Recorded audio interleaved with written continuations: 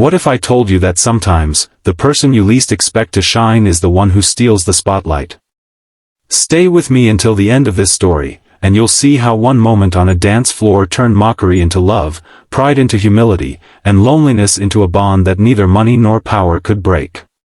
If this story touches your heart, don't forget to like the video and subscribe to the channel, because stories like this one remind us all that life is full of miracles waiting to happen. The story begins inside a gleaming skyscraper where power hummed through the glass walls and expensive marble floors. CEO Isabella Knight, a woman of elegance and authority, was known for her sharp wit, her ruthless business sense, and her disdain for anyone she deemed beneath her. Every employee feared her glare, every executive chased her approval, and every rumor whispered about her heart, that it was as cold as the steel of her penthouse office. And then there was Samuel, the janitor. A quiet, humble man in his late 30s with calloused hands and kind eyes that carried a sadness most people never noticed. He worked late nights, pushing his mop through endless hallways, always smiling politely when others ignored him. What no one knew was that Samuel had once been a ballroom dancer, trained with dreams of performing on the world's grandest stages. But life had not been kind. A tragic accident, medical bills, and the burden of caring for his younger sister had crushed those dreams. Still, he held the rhythm of music in his soul, though he danced now only in his memories. One evening, Isabella announced a grand gala to celebrate the company's new partnership. She demanded perfection, lavish decorations, flawless catering, and a live orchestra that would make even royalty pause to listen. Rumors spread quickly. Isabella was going to dance the opening waltz. For her, it was not just tradition, but a way to showcase grace and superiority.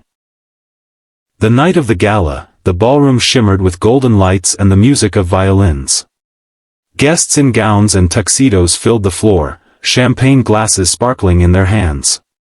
Isabella stepped forward, radiant in a flowing sapphire dress, her chin high, eyes daring anyone to challenge her. When the orchestra began, she raised her voice, a smirk playing on her lips.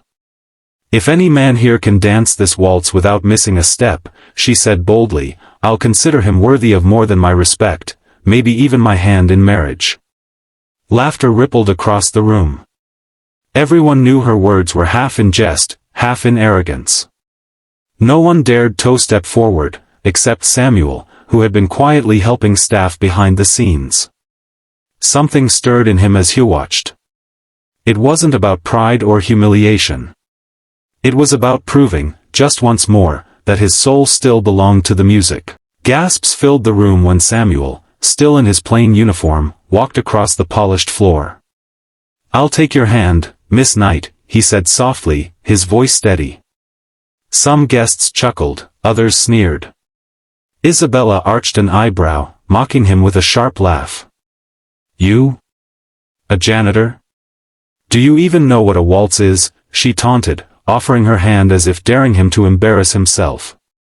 But the moment Samuel's hand touched hers, something shifted. His grip was firm yet gentle, and his eyes didn't flinch beneath her gaze. The orchestra swelled, and then they began. At first, Isabella moved stiffly, expecting disaster. But within moments, she felt herself swept into a rhythm so flawless it stole her breath.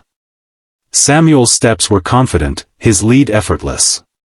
He guided her across the floor with such grace that the entire room fell silent. Every spin, every turn, every gentle glide carried not only precision but passion. It was as if the music lived inside him, and through him, inside her too. The mocking smiles vanished.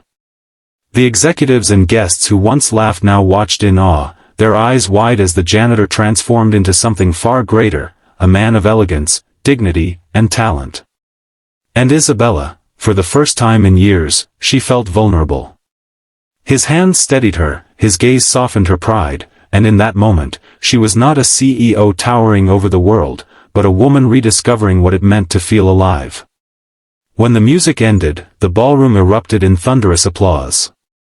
Samuel released her hand and bowed humbly, as if the moment had been nothing more than duty. Isabella stood frozen, her heart pounding, her pride shattered into something more human, admiration. Later that night, away from the lights and crowd, she found him sweeping the corner of the ballroom again, back to his duty as if nothing had changed. "Why did you do it?" she asked, her voice quieter than anyone had heard before. Samuel smiled faintly. "Because everyone deserves a chance to dance again, even if just once. Even you." Those words struck her deeper than any deal or accolade ever had. For weeks afterward, she could not shake the memory of that night, the warmth of his hand, the honesty in his eyes, the way he made her feel seen. Slowly, she sought him out, not as a CEO commanding a worker, but as a woman curious about the man who humbled her.